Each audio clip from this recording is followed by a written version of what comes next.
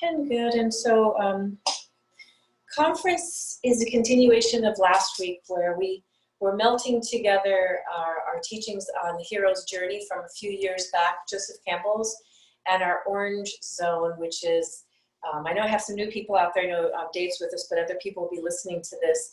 The orange zone was when we were studying how we all get stuck in our habitual patterns and how we hold our body.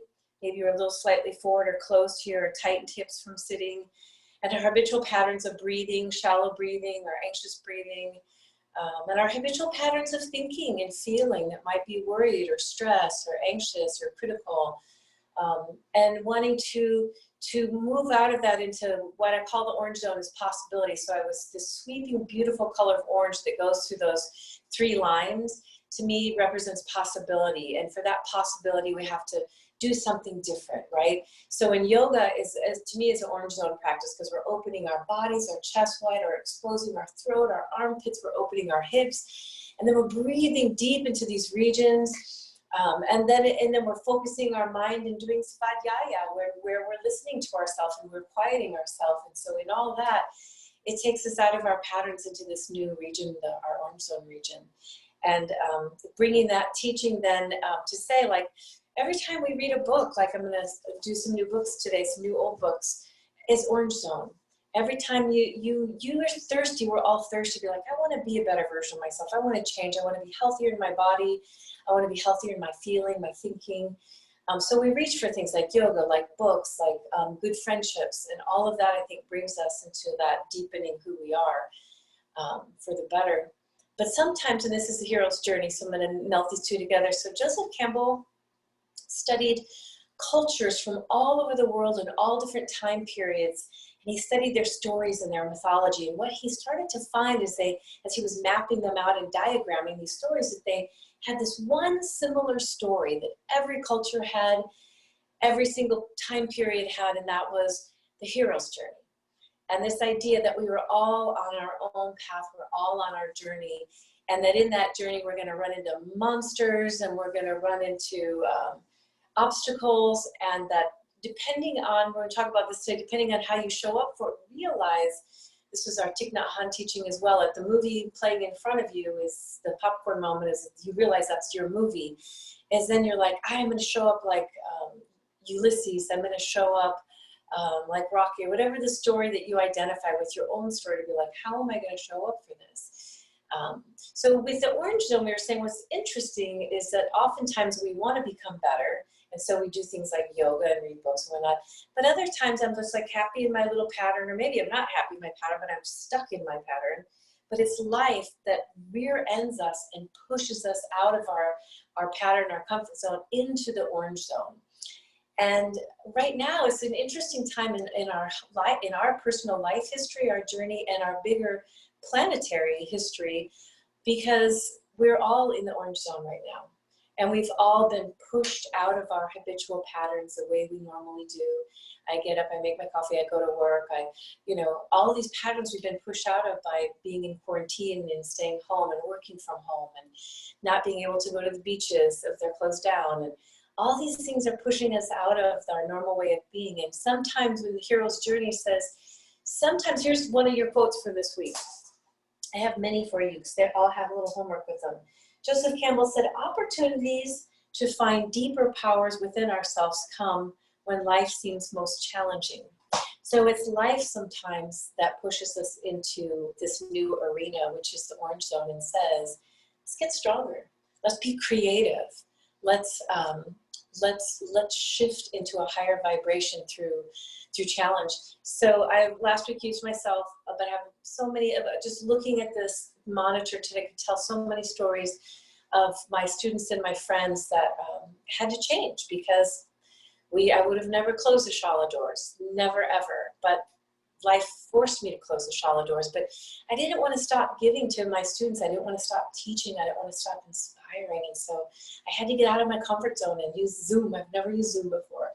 And I had to get a little bit creative on how we'll do this in my house, or all these different things, like broke me out of this pattern of being and moved me into something new and beautiful.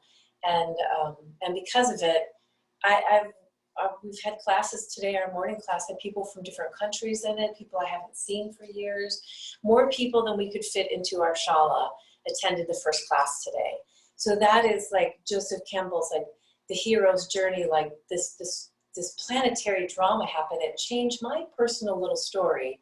It changed all of our personal little stories, and it's changing the story of our home we call planet Earth as well. Changing everyone's story, and I want to look at today like what that means for all of us. So last week, I'd asked everyone to do a meditation, and in that meditation, ask yourself, what do I want to do with this time in my personal history? What do I want to do with this opportunity? And in that opportunity, we made a mission statement. So so just taking a little moment right now. I know some of you, Sarah and Rita were here last year, but Dave wasn't here last week.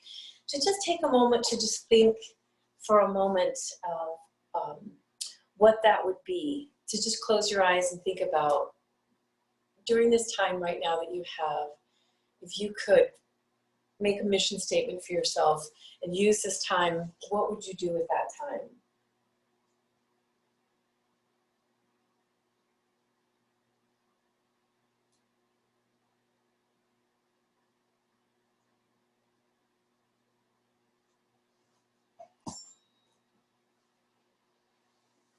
And then when you open your eyes, I'd asked also, I'm just catching up the folks that weren't here last week really quick, to then set some intention around that, to actually make an action plan, make promises to yourself.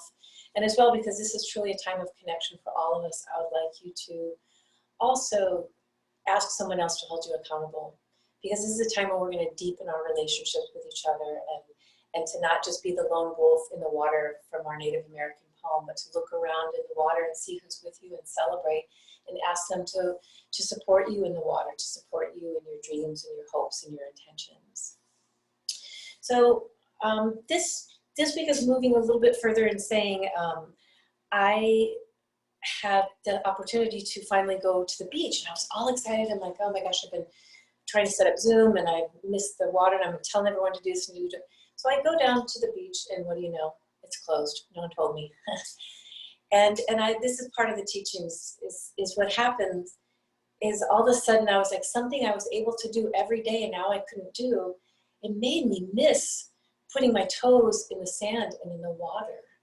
And this time in our personal history, on our journey, right now we're all in that orange zone of being shifted out of our normal patterns, but it's made us realize the things in our life that we can't have, that we used to, that we actually miss. And I want you to stay with this, because this is part of your homework, to say, what right now has set you in this path of realizing how precious and golden things are in your life, like the people you miss touching, you know, and now that you can't touch them, aren't we finding ways to move and connect with them that feel almost deeper? Some of my friends have said, I feel like my friendships have gotten deeper during this time, even though we can't be together. The things that we can't do, whether they're places or maybe things that used to annoy us about, you know, going to work or whatever, now we find like, oh, I actually miss that. This is your part. I'm giving you lots of homework today. This is your first bit of homework. I would like all of you to journal this week on something that you're missing right now. And maybe you come up with 4 things you really miss, or 3 things you really miss right now. And I want you to write them down. And then what I want you to do is realize that in missing them, you're gonna just sit with it like a meditation, like, I miss the ocean. I miss hearing the breath and being with my students. I miss touching them. And in that missing, I'm just gonna sit with the fact that missing it means I love, how much I love these things. I love the ocean. I love my students. And sit with that feeling of love, because love is a feeling. It creates dopamine, oxytocin. It's this like beautiful flood of like energy and juju and love juice that floods through the body. So this is basically a love meditation. Then the third part of this, when you're missing, you say, I love this. And the third part, we're gonna go deeper into this feeling and say, I'm grateful. I'm grateful that I live near the ocean. I'm grateful I can put my feet in the water. I'm grateful for the people that I love. I'm grateful that I will be able to touch them again, and to sit with that feeling of gratitude. I was looking back over some videos we're going to introduce here in a series that we're doing. And one of the meditations, it's a 10-minute movement and meditation.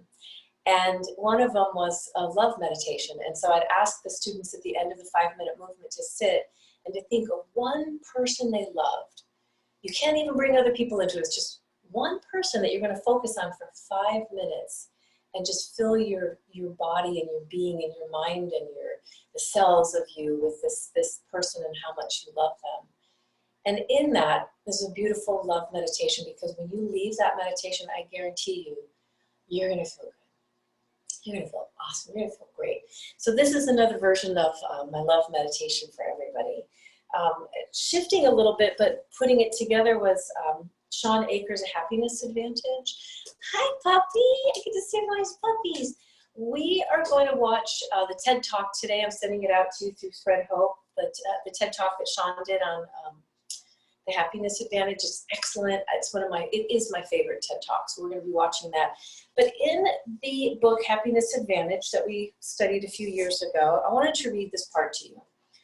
Once we realize how much our reality depends on how we view it, it comes as less of a surprise that our external circumstances predict only 10% of our total happiness. So I'm going to say that again. Our external circumstances predict only 10% of our happiness. And there's stats to prove this. So what that means is I'm going to flip it around, 90% of you being happy has nothing to do with what's happening in the world around you. It has everything to do with your perceptions. So then I added this quote by Shawn.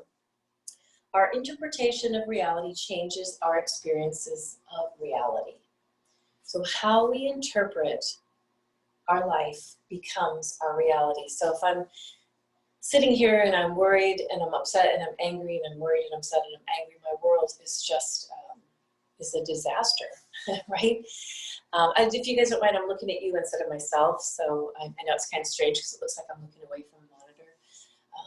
But really, it's our opportunity to realize that everything matters to us most is how we decide to interpret it, to think about it, to create our own reality here first.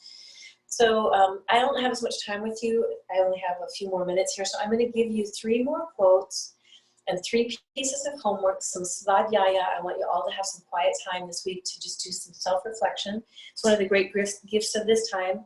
The second one is by Ray Bonner. Instead of worrying about what you cannot control, shift your energy on what you can create. So what you can't control, shift your energy to what you can create. So, so your homework for this one, write this in your journal, is what are you creating? Right now is a golden orange opportunity for us. It's just alive with possibility. So I want you to ask yourself during this time, what can I create? And create could be like artwork, it could be, but it could also create deeper relationships with the people that you love. It could be creating ways of helping others. Endless possibilities. So the first quote that I read by Shawn, our interpretation of reality changes our experience of reality. Our interpretation of reality changes our experience of reality. I will get these out to everyone. Your question that goes with this one is, what's your take? So what is your take on reality? And I really want you to answer this question because I feel like a lot of the times we don't realize unconsciously what our take is. We're really worrying more than we realize it. We're really a bit more doom and gloom than we realize. We're really more critical sometimes than we realize. So when you really stop and take an inventory of what's my take on all this, then you have a good idea of where you can move with your orange zone. Like, I want to be a lightning bug. I want to be a bright light in all this. The last one, and I'll finish with this one, is we are not limited by our ability, but we are by our vision. So my last question to all of you, and I'm going to write these out for you, is what is your vision during this time? I was sharing with everyone that when I opened the Wellness Center, I had this vision of expanding. And I was sitting in meditation, I had this vision that the Shala had no walls. And with no walls, the Shala, the lightning bug tree, the lightning bugs within it, could shine so much further than what we could possibly hold in that room. And I cry a little bit when I say this, but Jackie, who's our Oz, and I were on the phone when we were doing Zoom, and the first time we had people from all over the world join us for conference, and she said, Di, your vision came true. There are no walls. The shallow walls are gone. We're shining, everyone's shining together, we're shining for everyone. So, so on that note, I just want to really encourage all of you to do the homework and to create some vision for yourself right now that you can use this time for possibility and